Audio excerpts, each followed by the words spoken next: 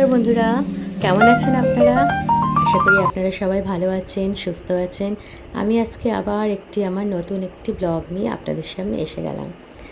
দেখুন কি সুন্দর ঝলমল আকাশটা, কি সুন্দর রোদ্দুর। এই রোদ্দুরটা দেখেই, সোনালি সোনালি রোদ্দুরটা দেখেই আমি কাপড় জামা কাচতে লাগিয়ে দিলাম ওয়াশিং মেশিনে।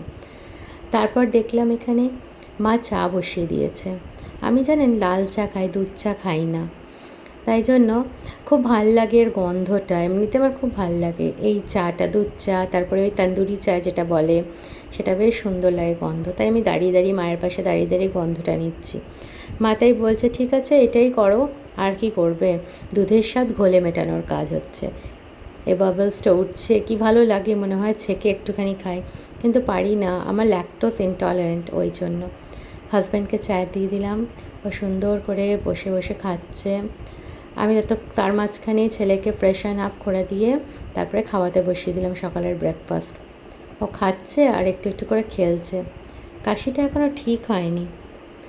এখানে মা আবার আটা মাখছে রুটি বানানোর জন্য। সকালবেলা হাজব্যান্ড কাজে বেরোবেন, তাই মা বলে রুটি আর বেগুন ভাজা করে দেবো। এখানে বেগুনগুলো বসিয়েছে। তো মাকে জিজ্ঞেস করলাম এমনি করে, বলে এমনি তাড়াতাড়ি সুন্দর সিদ্ধ হবে।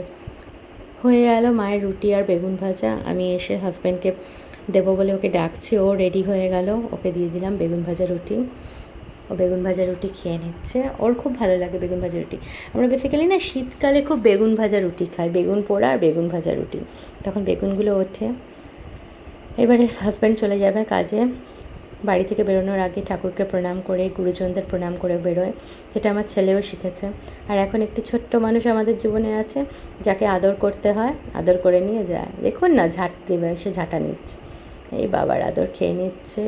মিষ্টি সোনা আমার একটু আদর খেলো, একটু বাবা দুষ্টু করলো ওর সাথে। এবারে ওর বাবা টাটা করছে। ওর বাবাকে একটু ছাড়তে চায় না, দেখুন আবার ছুটে গেল বাবার কাছে, না আবার বাবার কাছে একটু হাম্পু ঝাম্পু হয়ে গেল। এইবারে ওর বাবাকে দেখাতে হবে যে ওর বাবা যাচ্ছে। আমি ওপরেই দাঁড়িয়ে আছি, ওপর থেকে বাবা বাইক নিয়ে বেরোচ্ছে, ও দেখছে। কারণ নিচে নিয়ে যায়নি, নিচে নিয়ে গেলেই ছুটোছুটি করবে, দুষ্টু করা শুরু করবে। শরীরটা ভালো নেই, হঠাৎ ও জল ঘাটতে পছন্দ করে, এই বৃষ্টি শেষ হলে এদিক ওদিক জল জমা আছে, ওগুলো করবে। চলে গেল হাজব্যান্ড। দেখুন হাজব্যান্ড দেওঘর থেকে প্যাড়া নিয়ে এসছে। আমি মায়ের কাছে এসে গেলাম। মা দেখছি চাল ধুচ্ছে ভাত বসাবে বলে। মাকে জিজ্ঞেস করলাম আজকে কী রান্না করবে মা। মা বলল দেখি কি করি, সারপ্রাইজ। বললাম তাই? বললো হ্যাঁ সারপ্রাইজ আছে। আর ঠিক আছে। মায়ের চাল দেওয়া হয়ে গেল, চালে জল নিচ্ছে, যে ভাতটা বসিয়ে দেবে। ভাতটা আগে করে নিলে পরে রান্নাগুলো তাড়াতাড়ি করা যায়। ভাতটা চাপিয়ে দেওয়া হলো। ভাতটা চাপিয়ে দিয়ে তারপরে মা আমাকে সারপ্রাইজ দেখাবে বলছে, বলে দাঁড়া একটু দাঁড়া দেখাবো। এই দেখুন সারপ্রাইজ, পমফ্রেট মাছ। পমফ্রেট মাছের ঝাল হবে আজকে। মা তার জন্য সর্ষে বেটে নিয়েছে, আরও কিছু কিছু জিনিস দিয়েছে ওর মধ্যে। আমি ততক্ষণে বললাম ঘরটা মুছে ফেলি, ঘর দুয়ার মোছা হয়ে যাক। তারপরে ঘর মুছতে মুছতেই গাড়ির আওয়াজ হলো, আমাদের নোংরা নিতে এসে গেছে। কাচরাওয়ালা গাড়িটা হয় না, কাচরার গাড়িটা, ওটা আসে, ওটা নোংরা নিতে এসে গেছে। তো আমি দরজাটা খুলে দিলাম, মেন গেটটা। এসে কাচরাটাকে নিয়ে গেল। প্রত্যেক দিনের আমরা গার্বেজ ব্যাগ কিনে নিয়েছি, গার্বেজ ব্যাগের মধ্যে দিয়ে দিই। আমি ওপরে এসে হাত টাত ধুয়ে আবার বাকিটুকু যে ঘর মোছাটা ছিল সেই জায়গাটা, ঘরটা মুছে ফেলছি। মুছে ফেলে দেখছি মা ওদিকে কি করছে, ছাঁকছে সর্ষেগুলো। জিজ্ঞেস করলাম কেন? বললো এটা ছেঁকে নিলে বুক জ্বালা হবে না। এদিকে মায়ের ভাতও হয়ে গেছে। দেখতে দেখতে ভাত হয়ে গেল। মা এবারে ওই মাছটা বসালো, পমফ্রেট মাছ। আজকে ছেলেরও পমফ্রেট মাছ হবে, ওর পাতলা করে ঝোল হবে। আমি এদিকে মাকে একটু হেল্প করে দিচ্ছি, বাসন টাসন মেজে দিচ্ছি। আমাদের এগুলো দৈনন্দিন জীবনের কাজ, এগুলো সবাইকে করতে হয়। ততক্ষণে মায়ের মাছটা হয়ে গেল। মা বললো এই মাছ হতে টাইম লাগবে না, দেখবি। আর সত্যি কি সুন্দর, আমি ভয়েস ওভার দিচ্ছি, আমার এখন মনে পড়ছে কি অপূর্ব হয়েছিল খেতে। মা বললো আমি এটা প্রথমবার বানালাম, কারণ মা পেঁয়াজ বাটা দিয়েই করে। এই দেখুন মাছটা কি সুন্দর হয়ে গেল। মাছটা আমার ছেলের মাছটা, এটা একটু টমেটো বেশি দিয়ে। এদিকে দেখছি ছেলেকে স্নান করাতে নিয়ে যাব, তো সে খেলছে কি একা একা বসে ল্যাব্রিনিথ।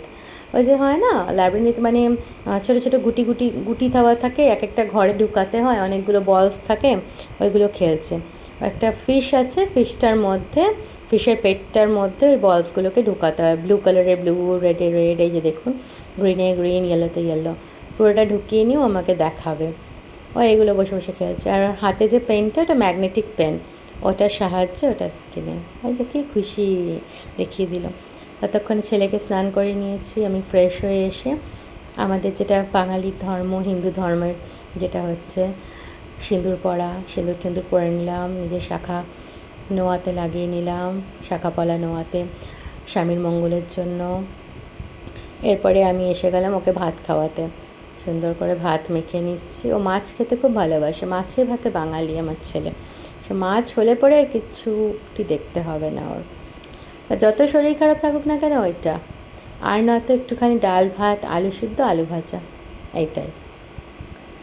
তো ও খাচ্ছে আর অনেক গল্প করছে। ওর গল্প করতে খুব ভালো লাগে, ও আমার সাথে বসে বসে গল্প করে যাচ্ছে, এইটা ওইটা আমাকে বলেছে। এখন দেখুন না, একটা কিছু বলছিল আমাকে, আমি বললাম আগে খাও, তাই জন্য পাটা নড়াচ্ছে না। দেখতে দেখতে ঘুম থেকে উঠে বিকালে পড়তে বসে গেল, এসে গেছে। এর মাঝখানে আমি ওকে খাইয়ে দিয়েছি, আপেলের হালুয়া বানিয়ে খাইয়ে দিয়েছি। ভালো থাকবে।